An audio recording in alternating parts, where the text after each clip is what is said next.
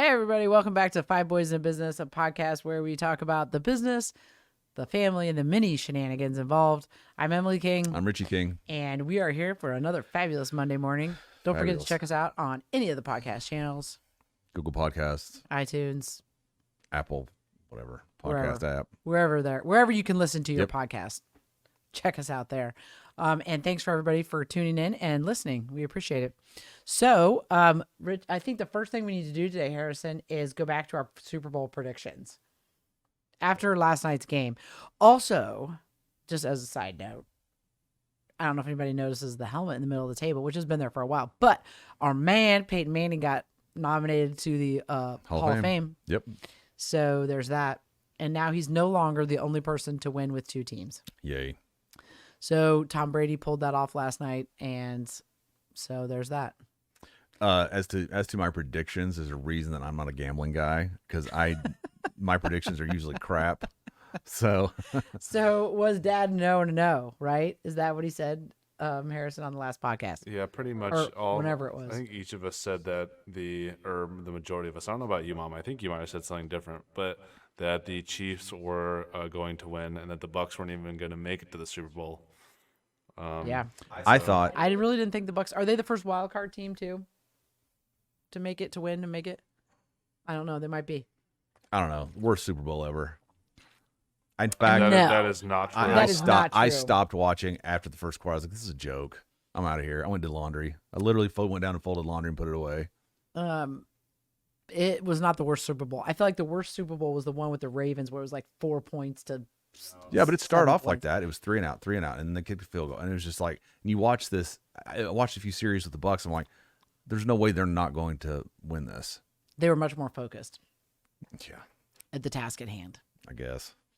So they just seemed much more like running on all cylinders. Yeah. Why are you so angry about it? You I'm seem not so- angry. It gets boring after a while. I mean, I'm sure they'll win next year, and whenever Tom Brady decides to play, they'll win again. It's the whole Michael Jordan thing, Bulls thing. After a while, it gets boring. It's like, okay, all right, Yeah. good for you. Okay. Well, I don't think that's always the case, but I think it is. Harrison, do you have anything to add to that? I felt so bad going back to the bet or Super Bowl. The most recent Super Bowl I can remember was the Broncos and Seahawks, where Peyton got.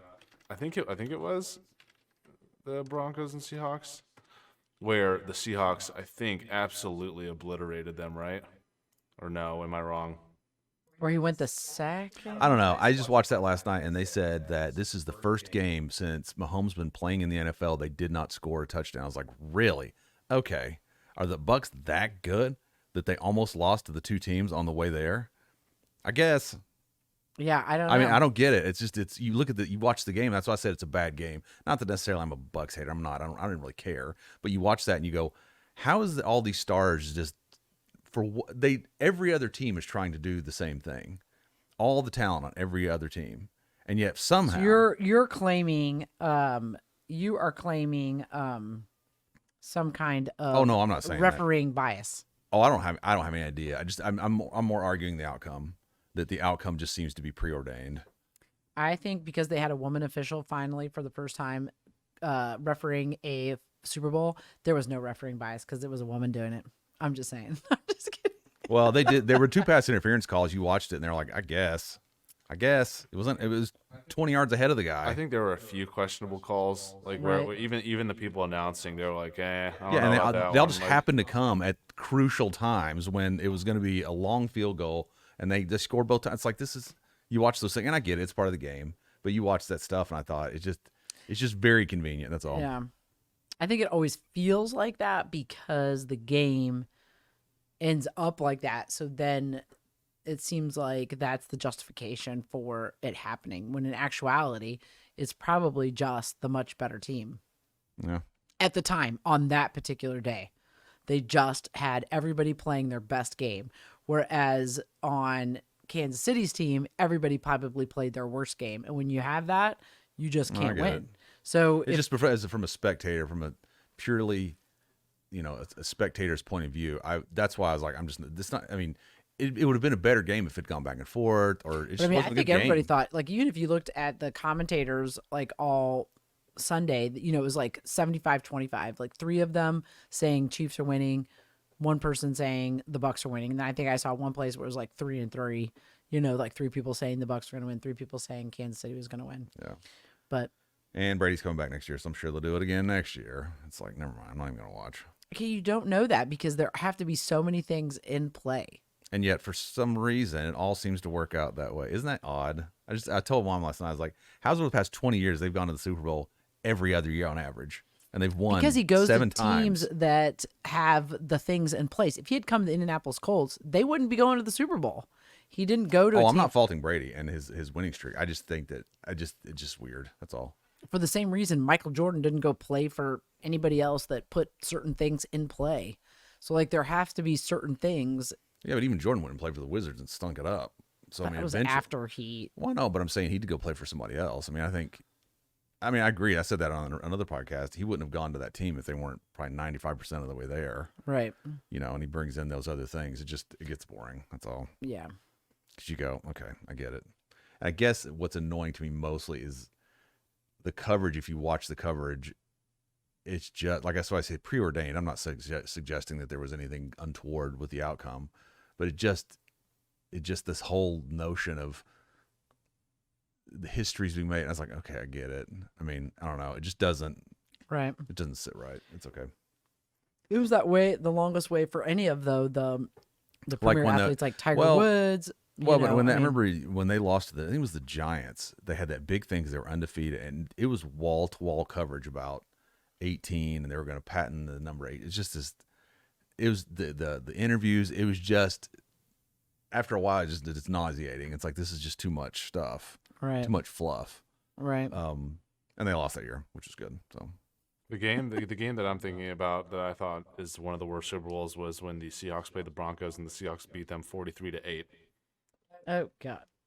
Yeah. although in the context of this year, football. The football that I watched, both college and the NFL, it just seemed a little off, and I'm sure because of all the stuff that was going on. Right.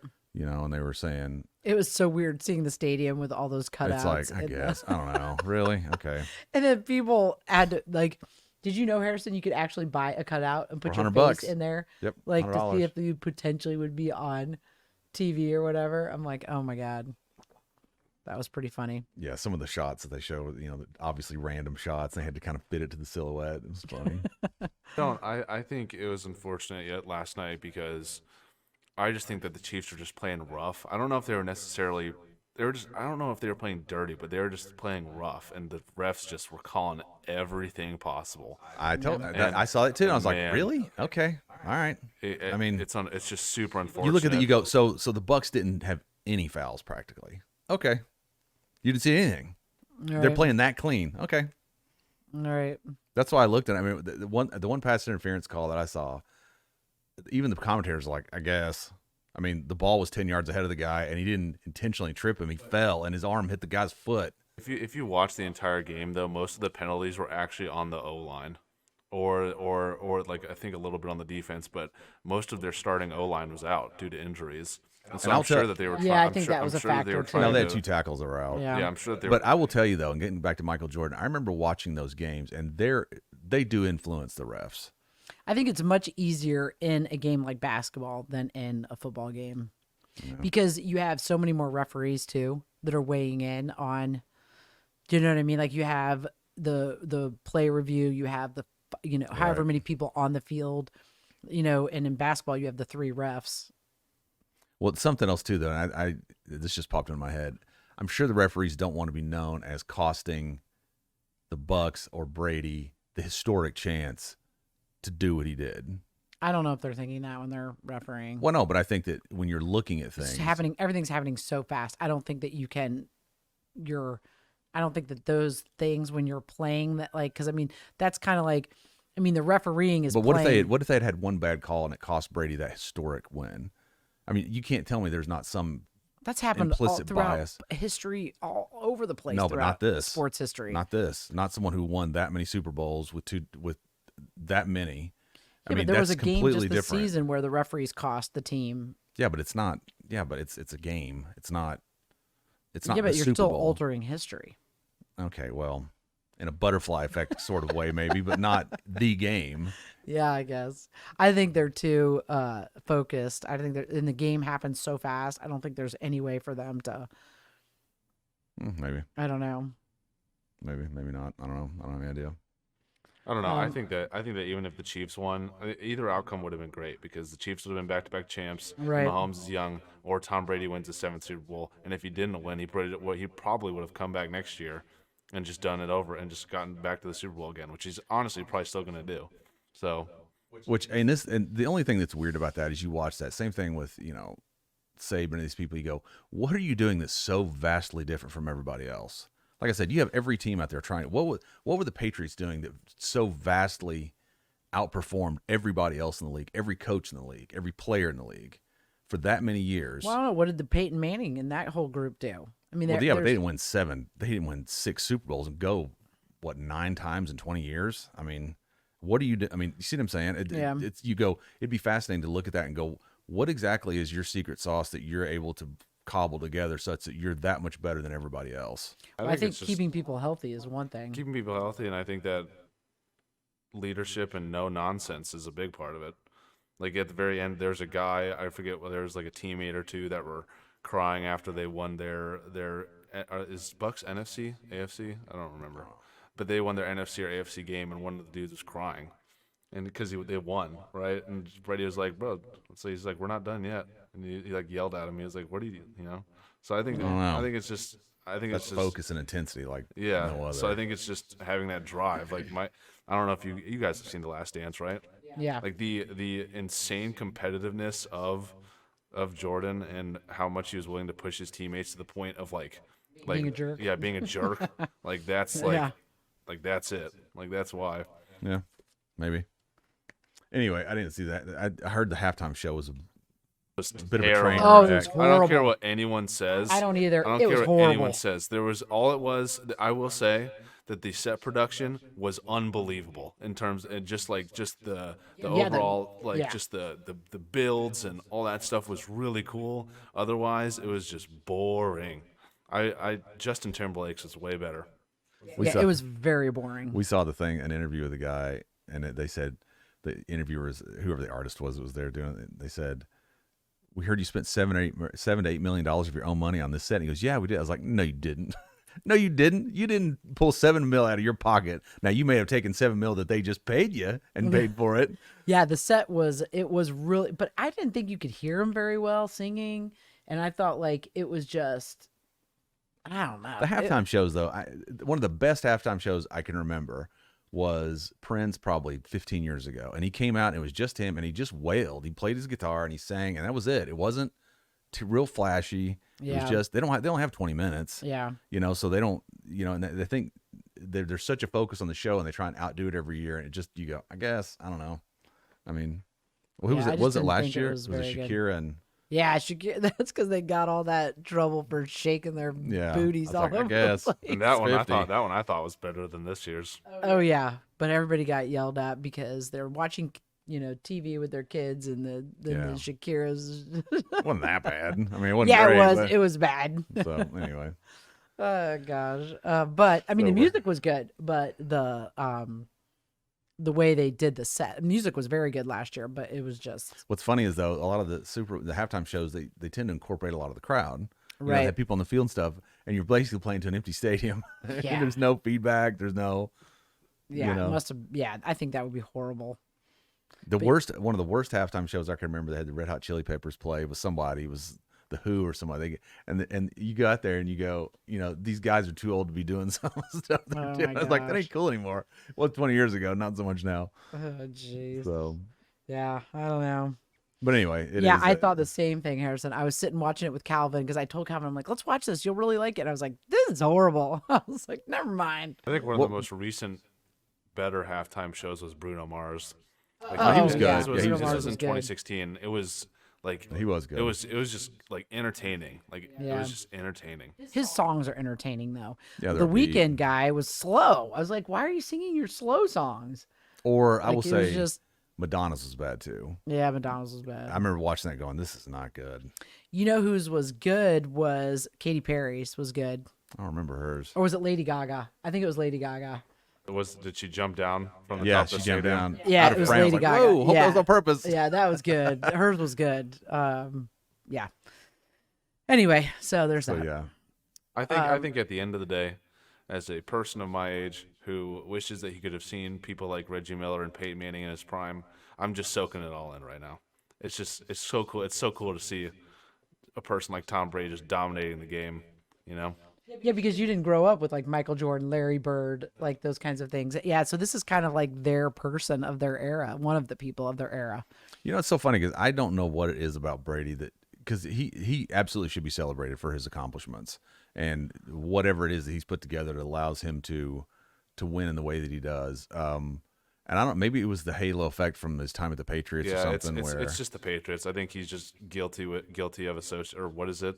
By Guilty by association. I mean, Deflategate and them getting caught cheating. I mean, he's kind of a part of it. So you think of him in that light. Well, it's so funny because my opinion. when all that happened, people were like, "Oh, nothing happened." I was like, "Listen, if you're not level, you're looking for anything to try and get an edge." Right. And so I get it, but Right. you know, just the same reason you get busted for NCAA violations. Right. You're trying to get this recruit. If it takes a little bit of cash in a bag, okay, you're bending the rules, so to speak. So I mean, Right. I think it happens at every level. They just happen to get caught, and I think once they denied it, they denied it, and then maybe that's what it is.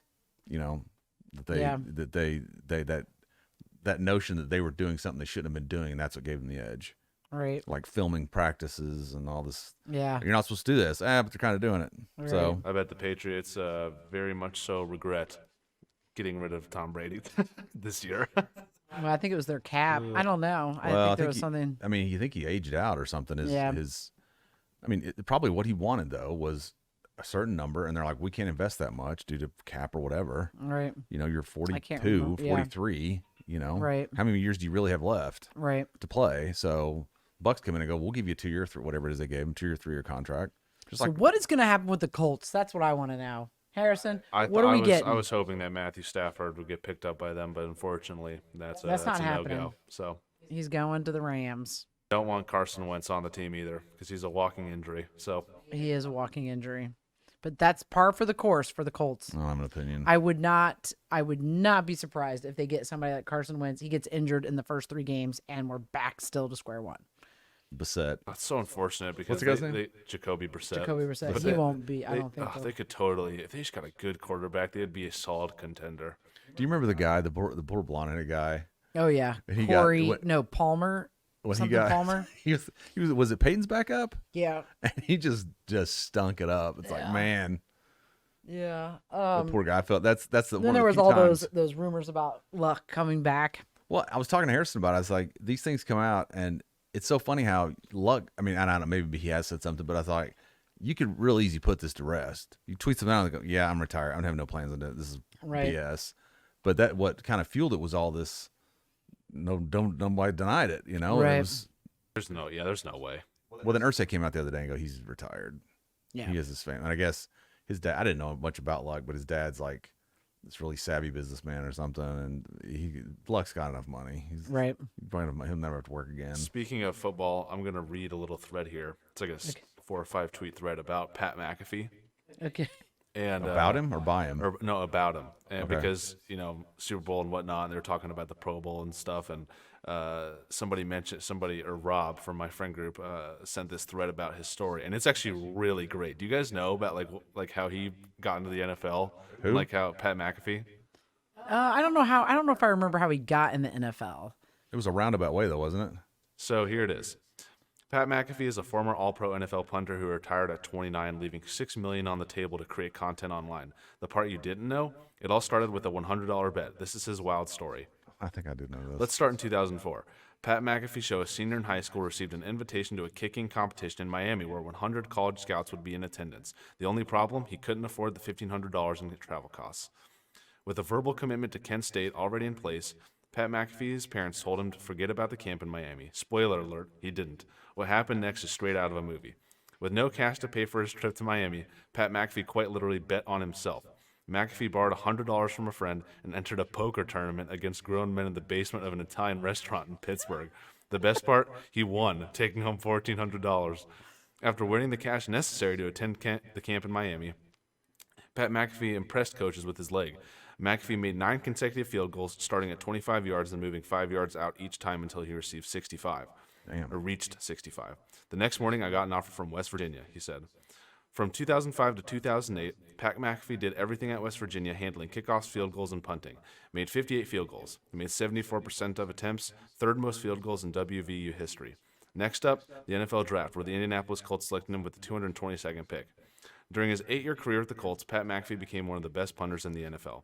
2-time Pro Bowl, first-team All-Pro, punter of the decade. The interesting part, in 2017, at the age of 29, McAfee retired with $6 million left on his contract for a job at Barstool Sports. While the move is applauded today, people seem to forget how unpopular McAfee's decision was. Here's a tweet from 2017. McAfee with the biggest L of 2017, leaving the NFL getting paid $2.5 million a year to punt to be a writer at Barstool Sports. I repeat, L. While Twitter trolls and media members couldn't believe his decision, Pat McAfee was confident. When he retired, McAfee had 700K followers, sold T-shirts online, completed a comedy tour, and hosted a radio show. Simply put, he used the NFL as a platform to build personal brand. Pat McAfee now hosts a daily show on YouTube that is watched by 50K plus people currently. The best part, FanDuel backed the Brinks truck up, becoming the show's exclusive sports betting partner. Even better, McAfee's media company is now worth more than his NFL contract. In the end, I love this story for one simple reason. Between gambling $100 for a flight to Miami and walking away from a $6 million contract, Pat McAfee has consistently challenged conventional wisdom. He bet on himself, dismissed the haters, and had fun doing it. Now that's awesome. It is. Yeah, he'll make way more money in the long run with a media company than you will kicking for the Colts. Although he was on, I think, The Fighter and the Kid. They did a swap cast with him when they were indie doing their comedy stuff a couple years ago. And Brendan Schaub, the co-host of The Fighter and the Kid, had said this before because he was on the practice team, I think, of the Bills or somebody. And he said there are lots of guys out there playing the NFL that absolutely hate it. Oh, I'm sure. They just do it for the money. He goes, they're doing it, on to just get, yeah. He goes, but they hate it. And I think McAfee was one of those people who said that. He goes, I hated every minute in the NFL. I didn't like to, I think. I don't know, but he had a personality. When he was with the Colts, it was, yeah. He was known for his was a comedian. He goes out, he legit went out and did comedy. Yeah. So he used to go to Morty's. He was such a fun guy to watch. You guys remember that punt, or not the punt, the tackle that he Tackle. had? Yeah, that is one of the best moments in NFL history. Yes. Oh, so good. I'll actually pull it up right now. Hold on. I don't remember that. Oh my gosh. He's not a small guy though. He's a big dude. No, it was talked about for like a few weeks. Because he was sitting next to Brendan Schaub on the podcast, and I think Schaub's like 250, 6'4". Not a small guy, and he was, close. He was up there. Right. Most punters, you just, they're not whatever. Speaking of punters, I felt so bad for the Chiefs punter last night. He was just shanking every single ball. Everything. Like he kicked a punt and it was on the 40-yard Yes. line, Yeah. on their 40-yard line. Yes. It was just so bad. Yeah, he played horrible last night.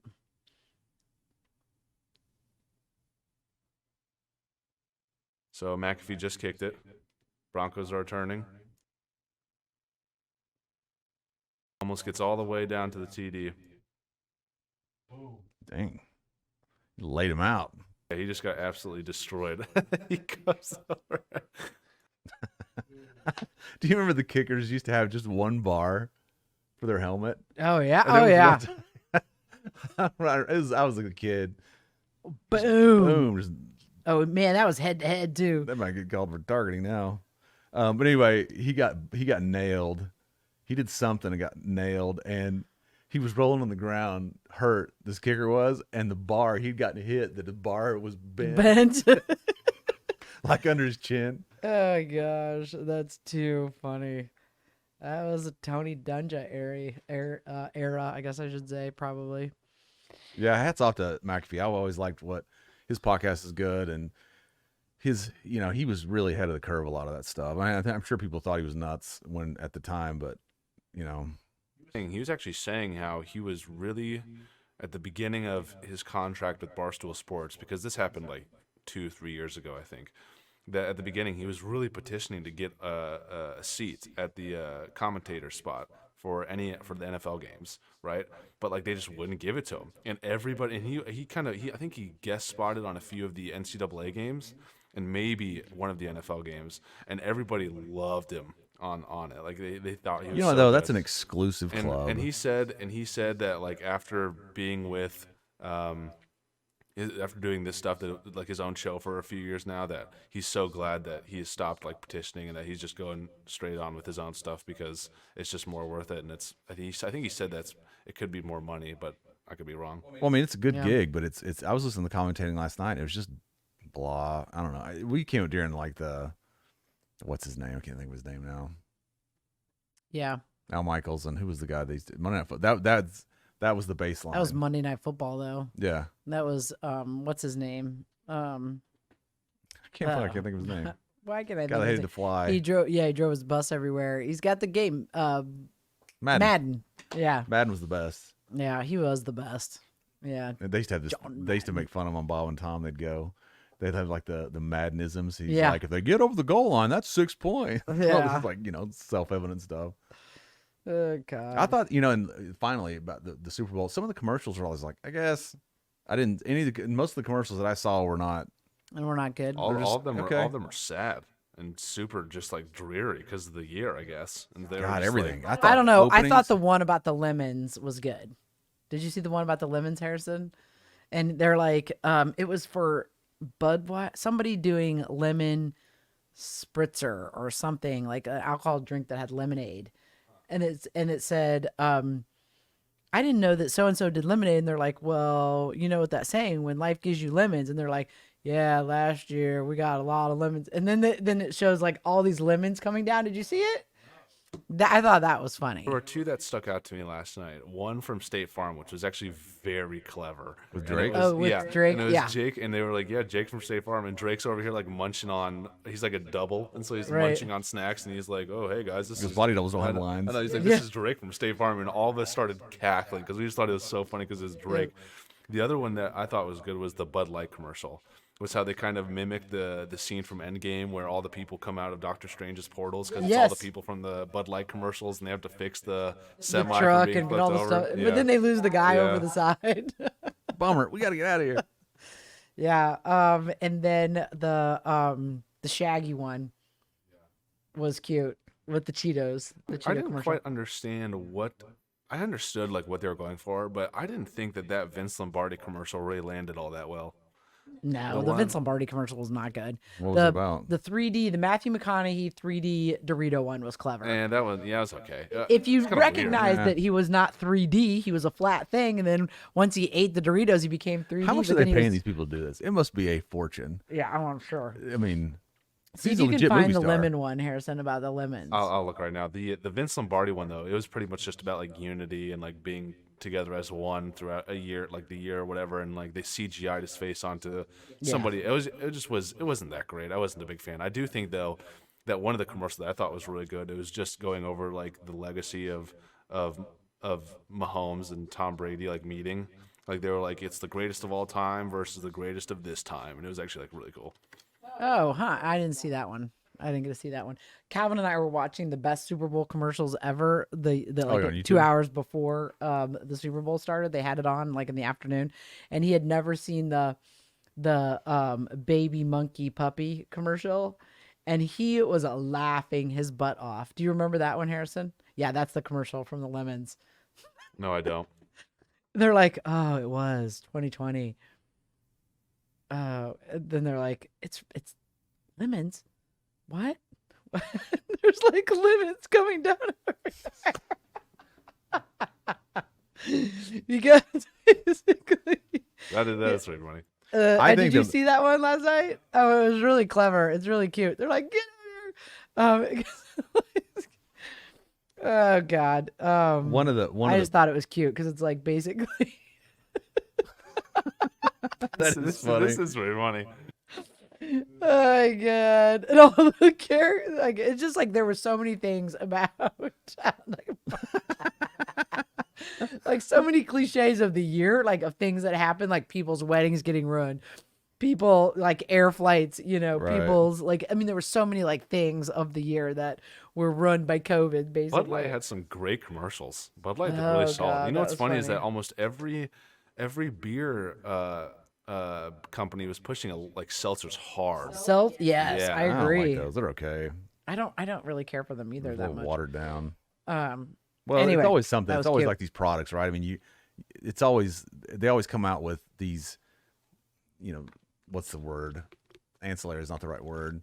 In that orbit, but they're different. I mean, you push more units. I mean, there's always like fad stuff. Like when we were coming up in college, it was Zima, or it was this, or it was that. Yeah, the other thing I noticed, I don't know if you paid attention, Harrison, but they talked a lot about these new streaming companies. Don't get me started. Yeah, like Paramount Plus is now going to be one. You have the Peacock, which is like NBC, like all these streaming companies now. Well, Peacock has been a thing for a few months now. It's like that's established, and I can see a reason for that because it's NBC, and they have nobody is going to subscribe to Paramount Plus. Yeah, Okay, the listen, Paramount this is- Plus. yeah. what's the broader point though with that? Because this reminds me of yesterday with Trevor. Is it's going to go basically to all on demand. I mean, Yeah. if you want something, you download an app. I like a Hallmark. I have 5 or 6 channels I download. I watch, and that's what I watch. Yeah. I mean, and that's. I think you're going to see a further. But I'm like, it's all their movies are going to come through there, Harrison. So there's not going to be any movies. So if you want to see those movies, you're going to have Paramount Plus. There's a Pixar movie coming out this year. Yeah, I Maybe, just or saw maybe it. it's DreamWorks, What's the but I name think of it's it? Pixar. But it's called Raya and the Last Dragon. Yes. And they said it's going to be in theaters, or you can order it for premium on Disney Plus. So It's a tough time to be in the theater business. There ain't Very nobody tough in the time. theater right now. But think about it, though. You talk about you have to have that app. Let's say you pay $7 a month. That's way cheaper than going to see a movie. right. I mean, you go to the movie. That'll pay going to the movie probably one time with 2 kids will pay for an entire year Yeah. of that.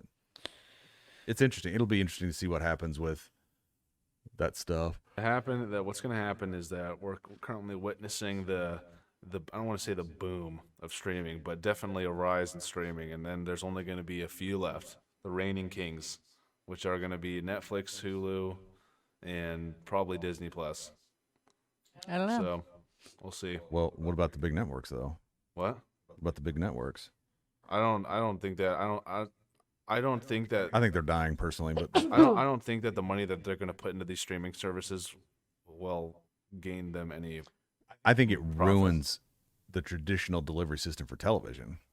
I think live TV as we know it will be dead in a decade, which destroys. I mean, think about the shows that, news shows. I mean, there's not going to be a need for Fox News. You don't need it. I mean, it's if I honest to God never watch the news now because I go to and read my stuff and I get it. Right. I don't need to watch, all that stuff. So it'll be interesting to see what happens with that. Or maybe like you'll have 2 or 3 news providers. I don't know. We'll see. All right. Well, we better. Gotta You got to rock and Yep. roll out of here. So we better close it out for today. Yep. Tonight. It's not tonight yet, but today. So catch us most Mondays, right? Yep. Sometime between 10:30 and 12:30. Something like that. Wide window. We'll get on a better schedule soon. Things are just kind of weird right now. If you're currently listening or watching to the podcast, please make sure to give us a like and share the podcast so other people can enjoy the love. Share the love, enjoy the love. There you go. All right, everybody. We hope you guys have a great week. We'll see you next Monday. I'm Emily King I'm Richie King. and Harrison over there behind everything, the Also, scenes. Before you end it, can you Yes. say when you send off, when you call me out, can you say I'm on the 1s and 2s? All right, here's Harrison behind the 1s and 2s. Harrison on the 1s and 2s. Harrison on the 1s and 2s. Harrison, I'm Emily King, I'm Richie King. and Harrison on the 1s and 2s. We'll see you next Monday on Five Boys in a Business. See you, everybody. We're out.